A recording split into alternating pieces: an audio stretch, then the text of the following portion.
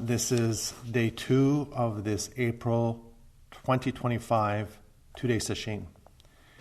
And we'll resume from our book, Everything Arises, Everything Falls Away, Teachings on Impermanence and the End of Suffering by Ajahn Chah.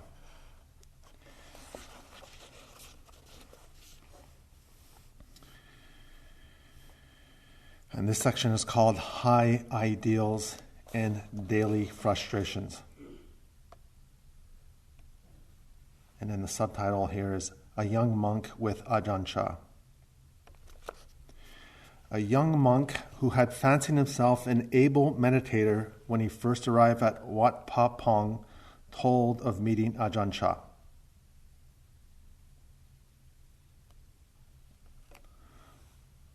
Well, that should be a first alarm bell. Had fancied himself an able meditator. The ideas that we have about our practice, who we are, our self-identification, it runs deep. He related his experiences with different meditation masters, or teachers, I should say. I'll start again. He related his experiences with different meditation teachers, feeling that he must be making quite an impression on the master. Oh, there's your second alarm bell. Trying to impress someone else. Trying to impress your teacher. Ajahn Chah didn't say a word, but instead left his seat, got down on all fours, and started sniffing around like a dog. The young man realized that Ajahn Chah might be trying to tell him something. So he stayed and undertook the training, and before long began to feel that he was accomplishing nothing, and that life itself was devoid of joy or meaning. Convinced he would never smile again, he went to see Ajahn Chah. Ajahn Chah told him, "You're like a baby squirrel. It sees the adults climbing trees and jumping from branch to branch, and it wants to do that. So it crawls out on a limb and loses its balance, and bam! It hits the ground. The mother picks it up and brings it back to the tree, but it still wants to jump, run and jump. Off it goes again, and bam! It falls again." Ajahn Chah continued the tale, with the poor little squirrel hitting the ground over and over, until the monk, who thought he would never smile again, was literally rolling on the floor of the kuti in laughter. Kuti is a monk's hut. By the way, going back to, he related his experiences with different meditation teachers, kind of reminds me, I've heard so often from Roshi's Teishos, the old masters in China, bemoaning the pilgrimage time of monks where they just go from one monastery to another, from teacher to teacher, looking outside themselves, comparing, analyzing, it's kind of like just skipping around. I'm sure there's value to going on a pilgrimage, but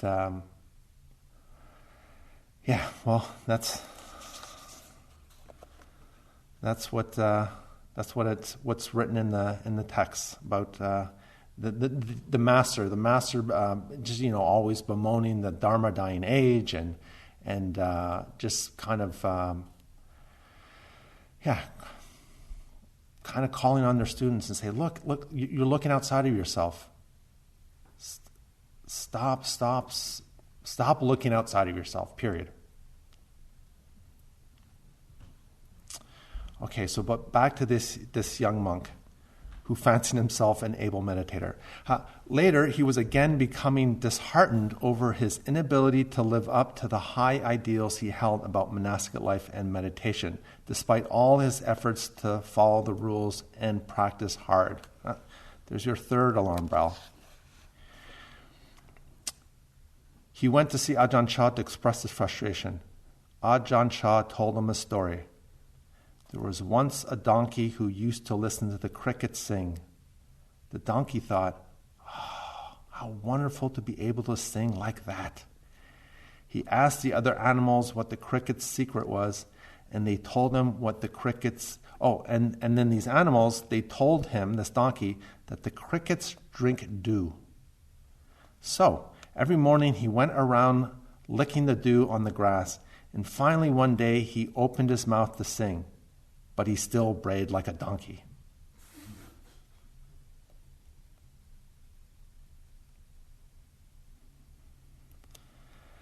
Popeye, I am what I am. So many of us, maybe all of us, in one degree or another, we get stuck in perfection, or we have such we put ourselves on a higher expectations. Just always, they're just ideas in our head, Follow the rules, follow the guidelines as best you can, but don't beat yourself up over making a mistake. There is that saying in Zen, Zen training. Zen training is all about making one mistake after another. We're human; it's natural, but we just kind of place ourselves. At least I know I did for a long, long time, placing ourselves on a higher bar, a higher standard, thinking that we're better than everybody else, thinking that we're better meditators than others. I mean, it's not like that for everyone, of course. There's the other side of it, thinking that we're not getting anywhere. We're just like the useless donkey. We're not making any progress. We don't see the progress. At least we don't see the progress soon enough, and we get disheartened and beat ourselves up. But that again, it just. It's so unnecessary, because either extreme we're just thoughts. It's just thoughts about ourselves.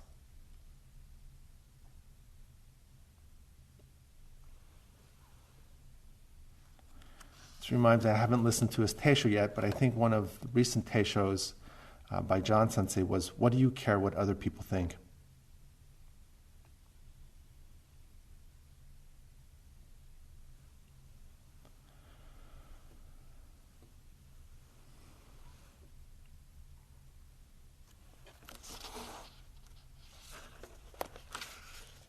Well, that's the end of that story. Moving on.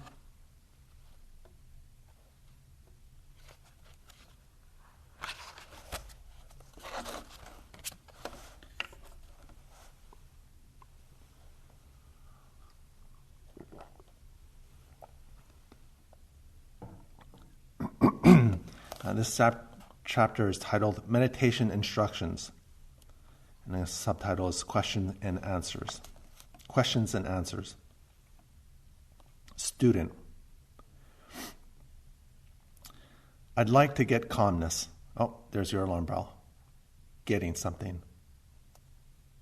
No, really, this is the radical nature of Zen practice. Is that we're not trying to get anything. We're so conditioned, really from birth, to getting things, identifying. I've often heard from parents, it kind of really sinks in. I don't know, when a child is 2 or 3 years old. I'm not a parent, so I've never experienced that to see, but the child mind, like establishing that self-identification of wanting something. Maybe it's a little older. Someone will have to correct me on that. But in our society, we just have there's just so much conditioning from our parents and society in general to get things, to get a career. And in and of themselves, of course, there's nothing wrong with that, but it's the striving and the grasping, the wanting more. It kind of is like it's kind of like that's the samsaric wheel. It just keeps turning and turning. This wheel is suffering, striving, climbing our way to the top. It really is a deep seated dukkha that all of us have to one degree or another when it comes to that kind of, well, maybe not everyone in terms of work or positions or I can't help but think of the television series Succession. It's such a deeply, darkly comic look at this constant striving and dominating between siblings, putting them down, trying to outmaneuver them. It's just, yeah, in all the history of television, I haven't seen that much, but I mean, he's undoubtedly one of the worst fathers you'll ever experience on television. Just terrible, terrible, terrible, how he just pins one sibling against another.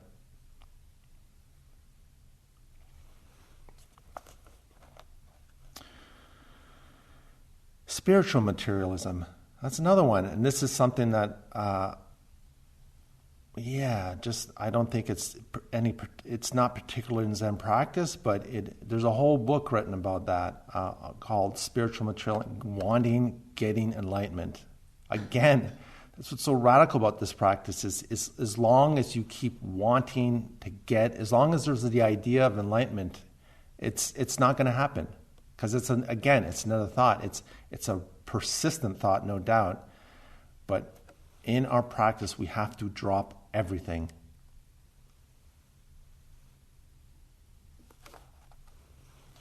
Okay, so back to the student. I'd like to get calmness. I want to meditate and make my mind peaceful. Ajahn Chah. There you are. You want to get something. If you really want this, you have to consider what it is that causes the mind to not be peaceful. It reminds me of a Zen story of a monk coming to a master, Doksan, and saying, what is it within you that you have so much equanimity and peace and responsiveness? And the master shot back, what is it within you that you have so much anxiety and discontent, resentments?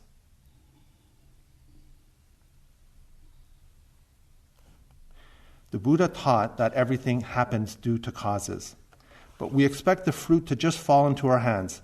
It's like wanting to eat watermelon without ever planting watermelons. So where will it come from?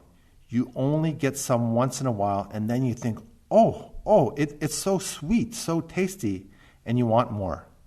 Hey, how can I get more watermelon? Where does it come from? How do people have watermelon to eat? But it doesn't come from merely speculating about it. We have to think it through to get the whole picture. All right, just a little alarm here about think. Just see the whole picture. How about that? Look at all activities of the mind. Having been born into this world, why is it that we have suffering, difficulty, and heaviness? We suffer again and again over the same old things because our insight is not thorough. Okay, so this is coming from Ajahn Chah. This is this Thai monastery that he was abbot for decades, and I mean he had really, just based on the story that we read from yesterday of his life. Is a very demanding teacher. So he's talking about deep insight here. Because our insight is not thorough. What's the problem? He asks. We are living with and creating troubles for ourselves, but we don't understand where the difficulty really lies. Living at home, we feel we have difficulties with our spouses or children, whatever. We talk about it, but we don't truly understand it, so it really is difficult. Struggling to get the mind to samadhi is the same. We can't figure out why we can't realize samadhi. We need to understand the truth of cause and effect. Okay, so he's talking about karma here. We need to understand the truth of cause and effect. What causes put us in this condition?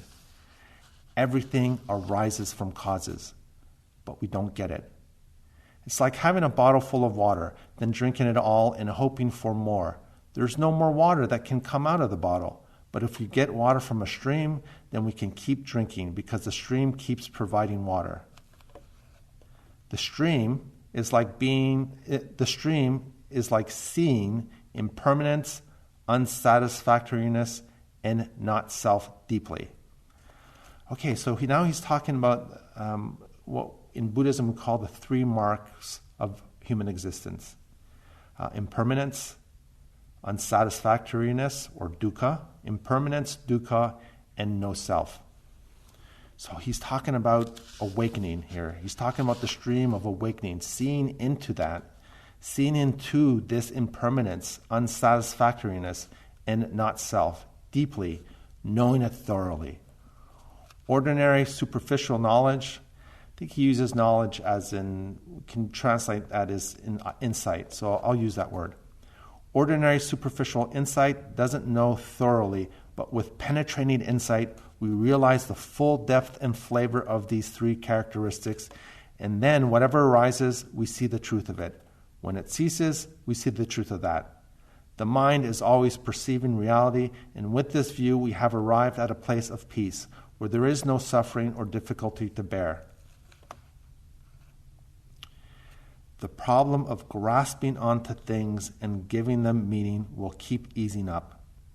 We see things arise and see them pass away, arising again and ceasing again. Look at this Dharma frequently. Develop this awareness a lot. The result will be detachment and dispassion. You become dispassionate about absolutely everything.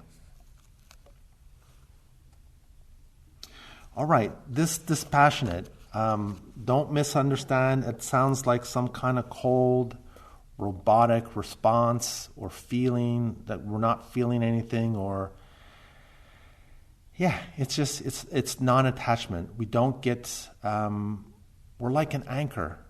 We're like the anchor in an ocean. Keeping that ship immobile. That's what it is, really. It's no. I can't think of a better word than just being centered, not reacting reacting and acting in an unskillful way. Just being centered.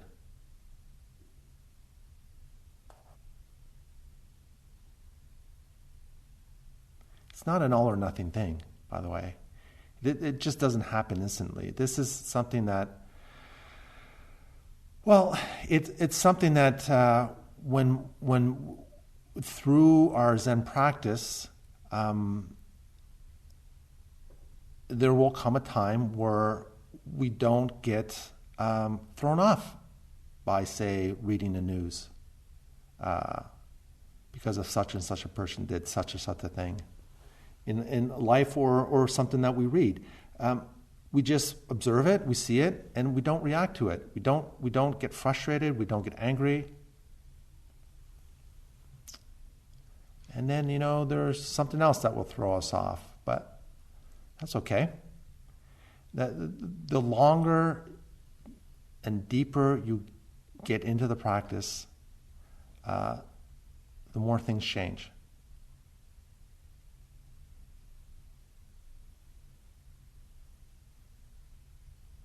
And then sometimes we just don't get thrown off as much. It's not as harsh. That's what, enlightenment, you can see it as lightning. You just get lighter, get more centered.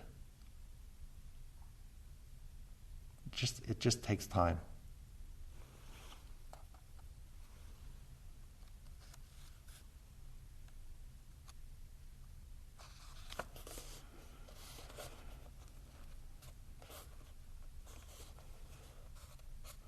The thing that contacts the ears, eyes, nose, and tongue, the things that are born in the mind, so that sounds familiar, doesn't it? Prajnaparamita, no eyes, ear, nose, tongue, body, mind. All our senses. We will comprehend clearly. We will see that they are all the same, seeing that all these dharmas, that is phenomena, are of the nature of impermanence, suffering, and no self, and are not to be grasped even in the slightest. Detachment is born. When the eye sees forms or the ear hears sounds, we know them for what they are. When the mind is happy or suffering, when it has reactions of satisfaction or aversion, we know all these things. If we attach to these things, they stick to us and immediately lead us into becoming. If we release them, they go their way. Let go of sights, and they go the way of sights. Let go of sounds, and they go the way of all sounds. But when we need to, we can make use of them.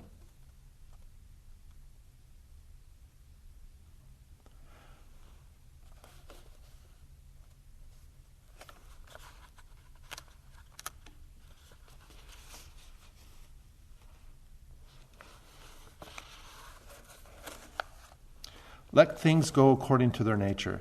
If we are aware in this way, we will see the fact of impermanence. All phenomena that appear are illusion, without exception. Without exception.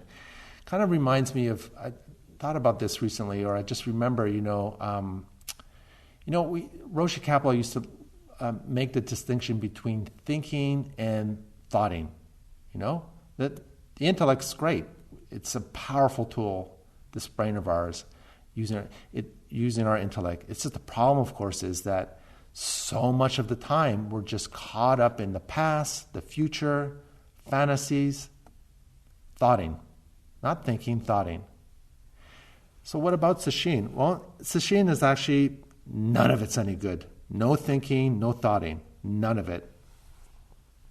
Without exception. They are all deceptive. But when we recognize that they are deceptions, we can truly be at ease. Having mindfulness and clear... Well, one thing here, going back to that, but when we recognize that they are deceptions, we can truly be at ease. That just reminded me of, that's always the instruction about Makyo, when we get stuck, not so much in 2-day sesshins, but it can occur more frequently, especially in the later part of sesshin, of a 7-day sesshin.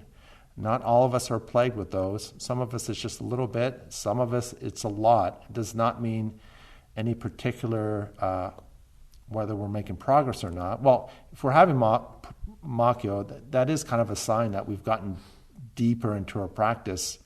And then, the mind starts, we just start hallucinating. Like I said, not all of us. I've had very little Makyo throughout my Zen career. But some of us are really plagued with that. Always, always, always, Roshi says, the first thing is you notice it. And you can say, it's Makyo. Noticing it, and then that, just putting that label, okay, it's Makyo. All right, let's get back to the practice, It can be helpful.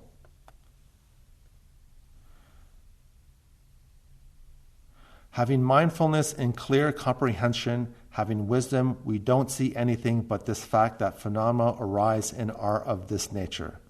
All right, so, this is a mindfulness tradition, so he'll use words like mindfulness and clear comprehension, having wisdom. We won't get into defining those, don't need to. For us as practitioners in this school, it's mu, or what is it, or following the breath.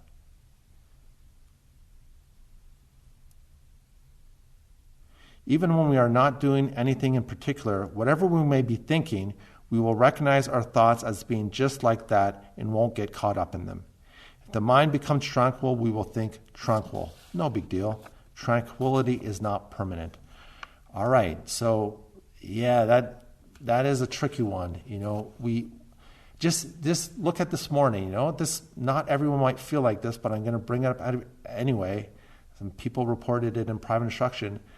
I could feel it. The Zendo was really still this morning, But what happens is we get into that deeper state. The Zendo is still, and then all right, things are like really moving along here. You think to yourself, and then you're just, all right, I'm doing great. And then just one thought, and then the next thing, wait a minute, what's my practice? You're just lost in thought, and the stillness will still be there, but it's grasping to that stillness, grasping onto it, that can we end up veering off. So it's it's not just clinging to the so-called negative thoughts of I can't do this. It's there's the other side of it too. From the hours and days that we've been sitting we get into deeper concentration. I can feel it even in a 2-day, and then the next thing you know, we're off and running and saying things are going great, and we're like that young meditator from that previous story.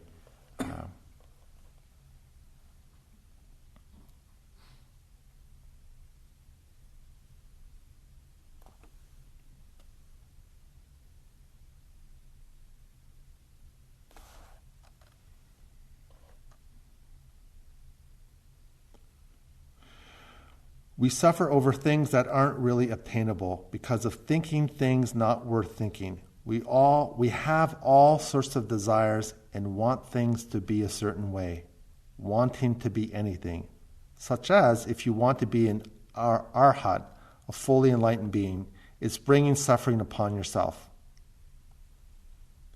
The Buddha taught us to stop wanting to be something because he realized that all this wanting to get something and to be something is suffering.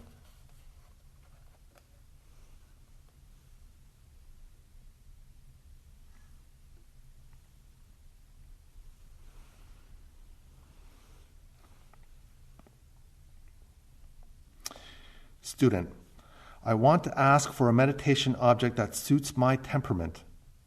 Sometimes I practice repeating Buddha for a long time, but the mind doesn't settle down. I tried meditating on the parts of the body, then I tried recollection of death, but I didn't become tranquil. So I'm at my wit's end and as to what to do. Ajahn Chah, put it down. When you're at your wit's end, let go.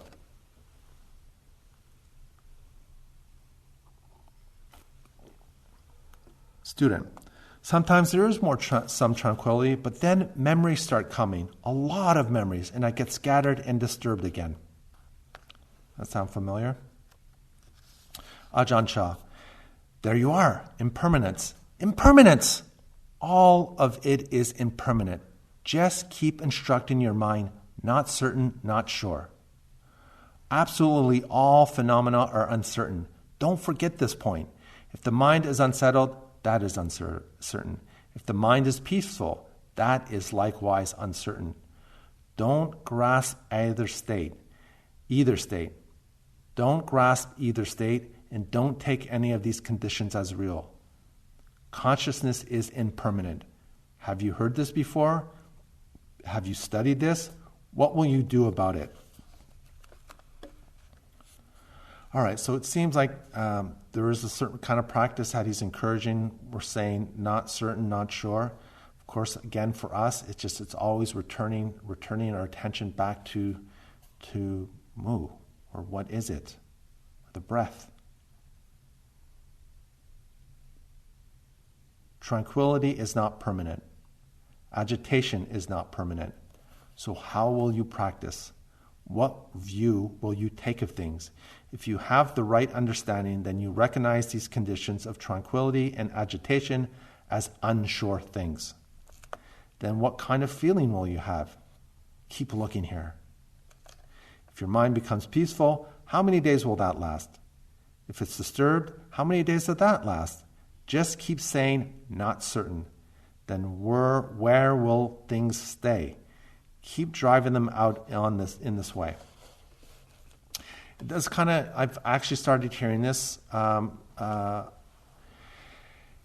Just the whole kind of post-sesshin experience where people get frustrated because after a day or two, they don't have the concentration that they had. Their mind.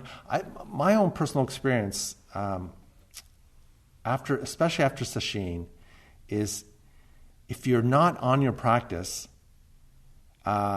then really your mind can get really distracted, But if I am on my practice, and of course, especially after a 7-day sesshin, it's so much easier to do that moving zazen, to move in and out of our life, in and out of the house, in and out of the buildings, just driving, everything just kind of just being more with it, more present. And then the flip side is that is if I'm not, then the mind can get really scattered.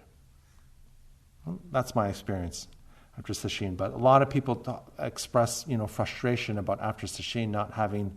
Well, yeah, I mean, the only way we're going to always have this stillness, this deep concentration, is if we're sitting all the time like that. Which, of course, that's not our way. That's not what we do. But what we do is a lot of sesshin. A lot of sesshins are available.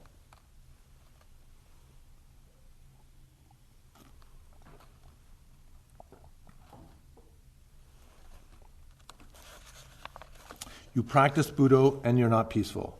You practice mindfulness of breathing and you're not peaceful. Why are you so attached to the idea of tranquility? Practice reciting Buddha Buddha and recognize uncertainty. Practice mindfulness of breathing and recognize uncertainty. Don't make such a big deal out of your states of mind, whether peaceful or agitated. They are only going to trick you because of this grasping attachment. We have to be a little more clever than they are.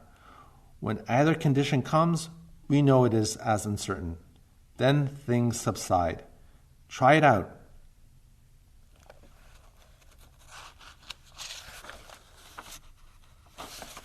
If someone wants to do a lot of samadhi practice, I applaud that. The teachings speak of liberation through concentration and liberation through wisdom.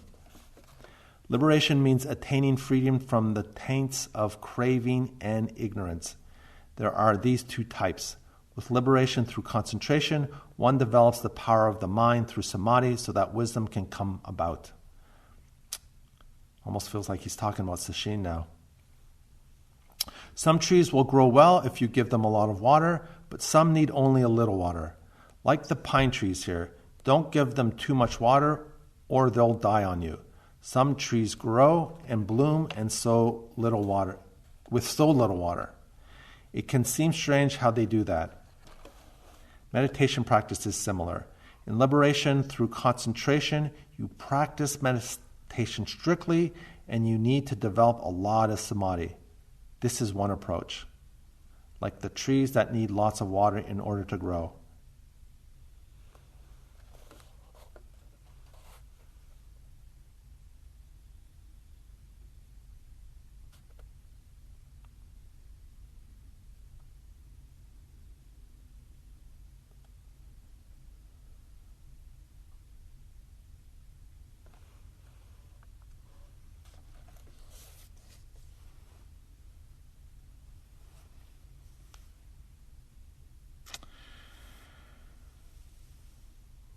Just a little bit here. No,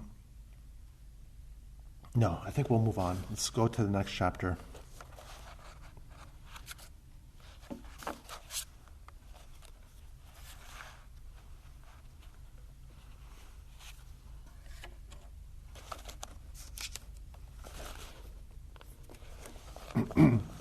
Keep at it. Little by little, we can work at meditation. We don't have deep knowledge yet. Again, we don't have deep insight yet. We don't really know what we're doing. But we can progress a little at a time. We may not know what we benefit from it. We may not know that we benefit from it, but we do, little by little. When you eat your food, are you full after the first mouthful? You won't feel that way, but you could say you're full, though not very full. Take the second mouthful and you're more full, but still it's just a little. If you keep on eating a little at a time, you will get there. Think about it. Look ahead and you will see where you are going. Finally, you will be slowly chewing your last mouthful. Small things accumulate and hunger is reduced until finally you will be full. So yeah, he's just talking about the long, steady patience of practice, of just keep doing it. Old folks here will tell you there's fire in dry bamboo. In the past, matches were hard to come by and didn't always work. When people went into the forest, they could just find some dry wood and they knew there was fire in it. Whenever they wanted to cook, they only had to rub 2 pieces of dry bamboo together to start a fire. They would just keep rubbing them together. At first, the wood was cold. Rubbing for a while, it got hot. Then after some time, there was smoke. But it did take a while to get hot, and even more time to make smoke, and finally fire. Now we, their children and descendants in these times, don't have much patience. If we try to rub pieces of bamboo to make fire, within 2 minutes we're getting restless. We get fed up and put the sticks down. Time to take a break. Then we pick them up again. We find they're cold. We start rubbing once more, but we're starting from the beginning again, so they don't get hot very quickly, and again we get impatient. Like this, we could keep it at it for an hour or a whole day and wouldn't see any fire. We rub and stop. Then we start to criticize the old people. These old timers are crazy. I don't know what they're talking about. They must be lying. I've been rubbing the sticks all this time, and still there's nothing.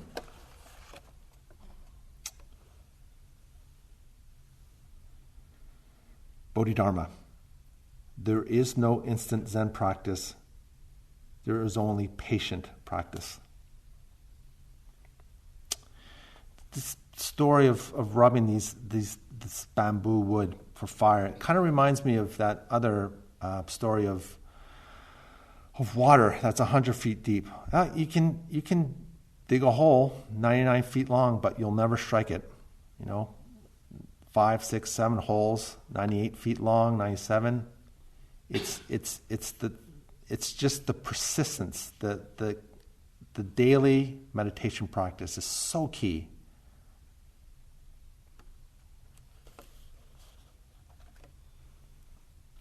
And the thing about patience too is patience is like a muscle. Like year after year of doing this practice, we become more patient. We persevere. The perseverance muscle increases. I mean, of course, at a certain point, I can't speak for everyone, but I've heard this so many times from others, is we reach a point in our practice, if we have a daily practice, where we just have to do it every day. It's non-negotiable. We just have to do it.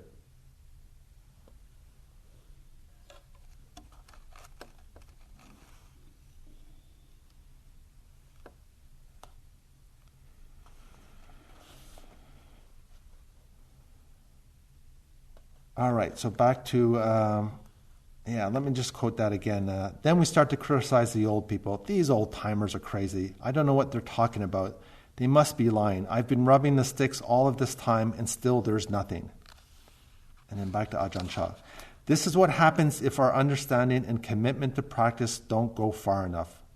There's not enough heat, but we expect to have fire. The old folks have done that, but they know it takes some effort. You have to keep rubbing without taking a break. If you take a break, you only get cold sticks. It's like the students who travel here to study meditation. They listen to some teaching and they want to get it fast. They want to find the method of meditation that will give them results fastest of all. I tell them, if you want fastest, it won't work. There's such a thing as cause and result. The results will be born of the appropriate causes. It doesn't simply appear in an instant as we desire it to. Fastest, even the Buddha would be stumped.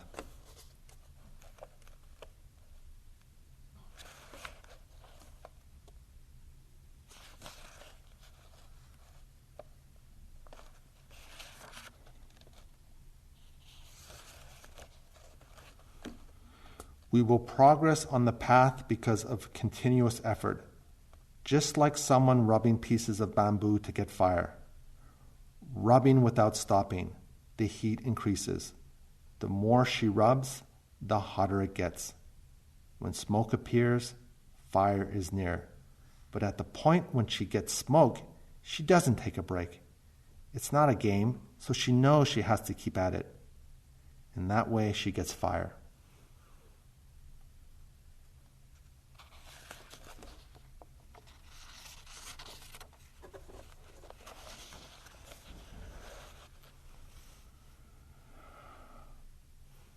Well, it feels like this is a good place to stop.